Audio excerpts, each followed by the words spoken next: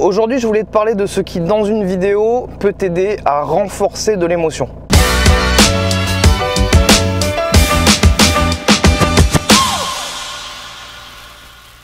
Alors, je te rappelle que des petites vidéos comme ça de ma bagnole, j'en fais 3 ou 4 par semaine, que tu peux t'abonner sur ma chaîne YouTube pour pouvoir les recevoir et cliquer sur la petite cloche pour être au courant dès qu'il y en a une qui sort. Alors aujourd'hui, je voulais te parler d'émotion. D'émotion parce qu'en fait, c'est un peu, c'est une grosse partie de notre métier en montage vidéo, c'est de faire adhérer les gens et les personnes, les spectateurs qui vont regarder la vidéo, de les faire adhérer au message qu'on veut faire passer. Peu importe lequel, ça peut être juste un message commercial ou ça peut être un documentaire ou ça peut être plein de choses.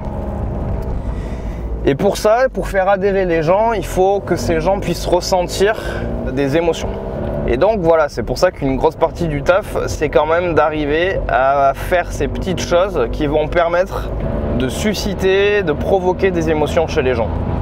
Pour que les gens en aient, en fait, il faut qu'il y en ait dans tes vidéos. Parce qu'on est des êtres humains, que des êtres humains, ça a une certaine forme de communication aussi par les émotions. Et c'est plus efficace comme ça. Et une des choses, alors je vais te donner plusieurs ingrédients dans cette vidéo qui peuvent aider à ça. La première des choses, notamment sur des interviews ou des choses comme ça, si tu as un personnage qui parle et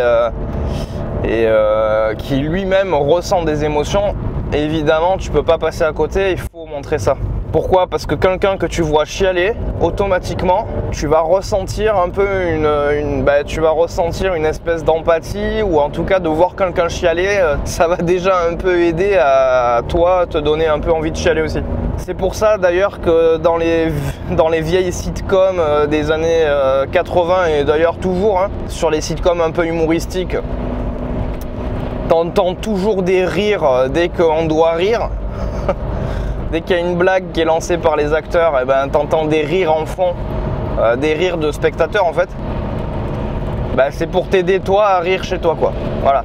Parce qu'on est si bête que ça, que dès que, en fait, il y a je sais plus comment s'appelle cet effet là, mais il y a un effet en fait qui fait que voilà, vu qu'on est des êtres sociaux, s'il y en a un qui fait un truc, ou s'il y en a 10 qui font le même truc, tu vas un peu faire la même chose, de manière un peu instinctive. Ça marche pas toujours, mais ça aide. Voilà, donc ça c'est pour le rire. Et donc si toi tu vois quelqu'un s'émouvoir devant toi, tu vas ressentir quelque chose aussi. Donc une des premières choses à faire quand tu reçois des rushs sur un interview ou quelque chose comme ça, c'est pas seulement de dérusher les phrases, les punchlines ou les trucs importants, mais c'est aussi de dérusher toutes les émotions que tu peux voir dans son interview. Si le mec, à un moment donné, à la fin d'une phrase, il se met à faire un sourire, ça veut dire quelque chose. Si il se met à regarder au ciel, ça veut dire quelque chose aussi. Et même s'il le fait pas consciemment ou s'il le fait pas suite à ce qu'il vient de dire, ça se trouve en off, quelqu'un lui a dit un truc qui avait rien à voir avec son interview. À côté de toi, quelqu'un lui demande un truc, il répond sur autre chose et tout d'un coup il lève les yeux au ciel. Ça c'est de l'or. Il faut quand même que tu chopes ça, même s'il lève pas les yeux au ciel par rapport à ce que toi tu as voulu lui faire dire dans ton montage. Tu gardes ça et ça va te servir à un moment donné. Et là, dans la manière dont tu vas le monter, là, ça voudra dire quelque chose. Donc tous ces trucs-là, ça commence par là pour moi, c'est de vraiment choisir, c'est de dérocher aussi les émotions d'un interview par exemple. Deuxième chose qui peut t'aider, qui t'aide vraiment beaucoup, franchement, c'est la musique. Tu choisis une bonne musique qui soit juste avec le ton que tu veux donner à ta séquence, qui monte aussi, ça c'est important, quelque chose qui fait monter sur la durée une émotion, qui se construit en 1 minute, ça peut suffire. Des fois, moi, il y a des musiques qui durent 3-4 minutes, que je réduis à 1 minute 30, en montant le début, le milieu, la fin, et j'arrive à avoir quelque chose qui monte sur 1 minute et qui marche super bien. Et l'émotion, c'est vrai que ça se construit aussi. Donc c'est important que ta musique, tu puisses faire en sorte qu'elle évolue, qu'elle grandisse, enfin qu'elle se construise et qu'à la fin on puisse plus faire autre chose que de chialer quoi. Donc ça c'est important. Le contraste c'est important aussi. Le contraste c'est très très important, c'est-à-dire qu'au début tout peut très bien se passer, tout est normal dans ta séquence et puis tout d'un coup il y a une chute, il y a quelque chose il y a une rupture, il y a un truc qui se passe. Et là tout d'un coup tu ressens une forte émotion et puis tout d'un coup ça remonte avec de l'espoir. C'est le schéma c'est un peu le schéma narratif de base, tu vois, mais ça marche très bien. Alors même si tu dois faire une séquence d'1 minute 30 ou 2 minutes où il y a de l'émotion, c'est important même que dans ces 2 minutes là il y ait du contraste. Quelque chose se construise, puis se détruise et puis se reconstruise. Et que tu arrives à quelque chose de beau à la fin, tu vois, enfin voilà, c'est important quoi. Après les petits outils, les petits outils que tu peux utiliser, les plans au ralenti, voilà, ça marche très très bien aussi sur des séquences comme ça. Tu fais des plans au ralenti qui s'enchaînent, ça marche toujours très très bien ça aussi. Le combo musique émotionnelle et plan au ralenti, déjà de base, ça marche super bien si ton histoire tient la route. C'est très très bon.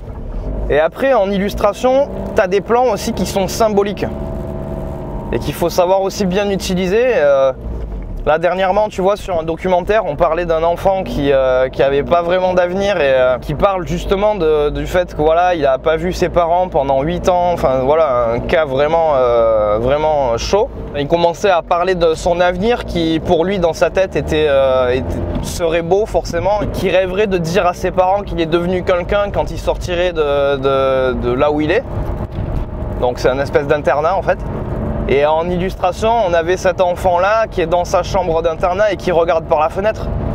Bon bah tu vois, c'est juste un plan symbolique. Mais juste quelqu'un qui regarde par une fenêtre, ça veut dire je regarde mon avenir, je vois mon avenir, j'imagine, je pense, tu vois, ça veut dire plein de choses. Juste un gamin qui regarde par la fenêtre. Ça veut encore plus dire quelque chose quand l'histoire elle est celle que je viens de te raconter. Ça veut dire que le gars est enfermé pour le moment et qu'il s'évade, il s'échappe. Dans plein d'histoires différentes, ce même plan il marcherait. Voilà, c'est des plans symboliques qui veulent toujours dire quelque chose. Si à la même fenêtre, tu as des barreaux, bon, mais ça veut encore dire autre chose, tu vois. C'est le mec qui est en prison dans le travail, dans le truc où il est en ce moment, il est en prison et il rêve de liberté. Ça veut, tu vois, ça veut dire, ça peut vouloir dire ça aussi. Voilà, donc tu as plein de plans symboliques comme ça. Et puis tu as aussi les plans chocs. Là, tu as vraiment aussi des plans chocs où rien que le plan là, il te parle et il te tue.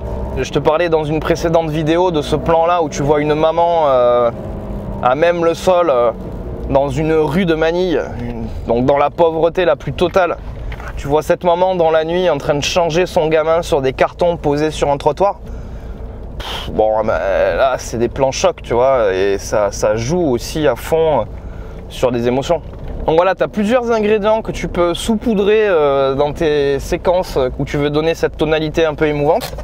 Tu as plusieurs ingrédients qu'il faut utiliser dans le bon timing. Ça aussi, c'est quand même un des gros secrets du montage vidéo, c'est quand même de ressentir le bon timing pour faire les choses et de placer juste le mot, la petite phrase là où il faut, de faire monter ça progressivement sur la durée. C'est pas tout, il y aurait encore plein de choses à dire. Mais voilà, c'est les premières choses là qui me viennent en tête. Sûrement que je ferai une prochaine vidéo si je vois des choses à compléter sur cette vidéo là. Et d'ici cette prochaine vidéo, je te dis à très bientôt.